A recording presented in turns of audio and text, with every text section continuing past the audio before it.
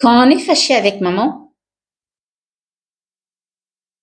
on croit être à l'abri, on croit être protégé, on se croit d'une certaine façon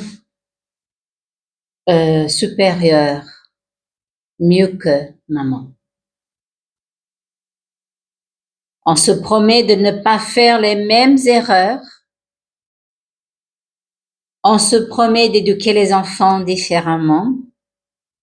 On se promet d'avoir une meilleure relation avec notre conjoint. On se fait un tas de promesses pour faire mieux que maman. Et la plupart du temps, sans même nous rendre compte, nous faisons exactement comme elle. Et là, la catastrophe.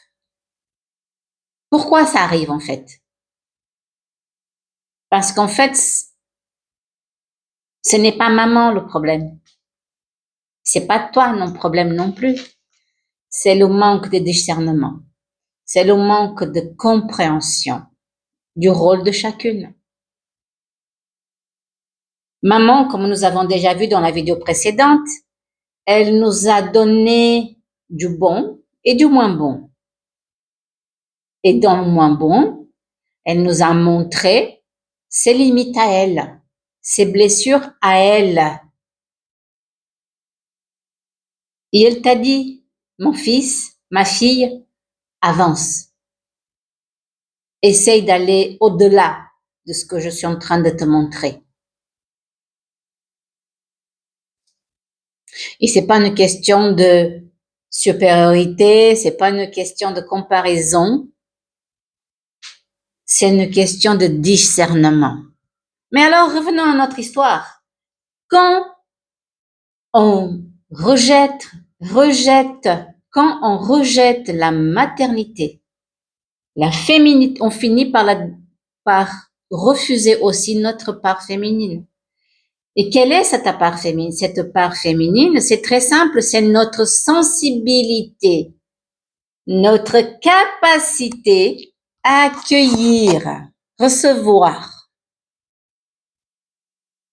notre capacité à faire preuve de tempérance, notre capacité à faire preuve de patience, de créativité, de douceur, d'accompagnement, d'écoute, notre capacité de transformer les choses.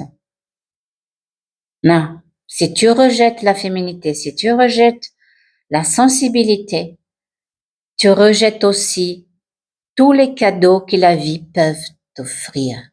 Tout ce que la vie peut t'offrir, tu vas rejeter, tu ne sauras pas accueillir sans te sentir en danger.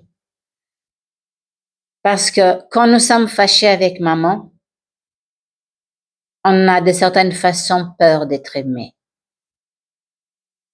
L'amour devient un jeu de pouvoir, un jeu de contrôle, de manipulation et surtout une source de déception. Depuis 15 ans, j'accompagne des gens et c'est souvent ça. L'amour est un jeu, un jeu de pouvoir, de manipulation, de possessivité. Et souvent, ce sont des personnes qui ont rejeté leur féminité et qui d'ailleurs ne la comprennent même pas. Et qu'on rejette un truc qu'ils connaissent même pas, qu'ils n'ont pas compris. C'est un truc lourd, chiant. On va aller plus vite sur quelque chose de pragmatique, de concret, de rapide, de stimulant. On va être plus dans le mental et dans l'action, dans la réaction. On va avoir des comportements de guerrière ou de guerrier dans certains cas. Et ça a des conséquences alors sur le financier parce que les blessures qui ont été faites par la mère nous font douter de notre capacité à prospérer, de notre droit de réussir, de notre droit à être aimé, à être prospère. Ça nous fait douter, tout simplement. Et ce doute va créer des croyances limitantes, va créer de l'autosabotage et va faire même à un moment donné douter de notre physique, de notre charisme, de notre magnétisme, de notre place dans ce monde. Et dans les relations amoureuses, alors du coup cette vidéo va être un petit peu plus longue, dans les relations amoureuses, eh bien, étrangement, on va aller chercher un homme à réparer.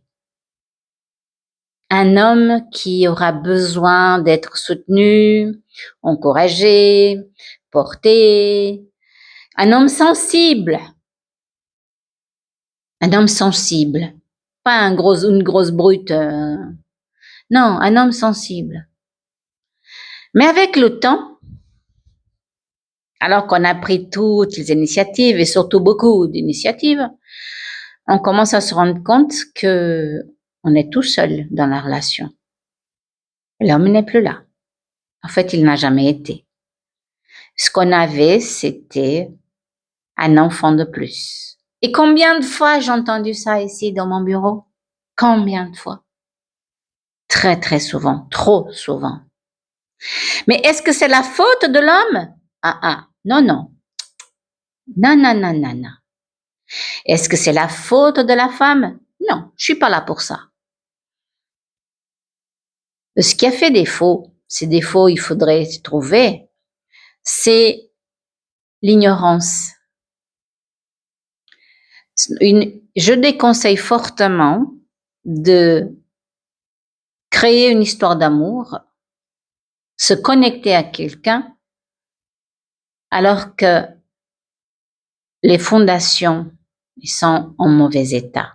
Maman fait partie de notre point de départ dans la vie, donc c'est la fondation.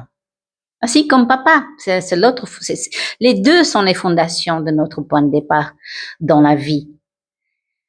Et si nous sommes bien alignés avec nos émotions vis-à-vis d'eux, nous avançons sereinement avec dignité et énormément de prospérité. Dans le cas contraire, il y a la nécessité de revoir ces fondations. Il y a la nécessité de travailler cela.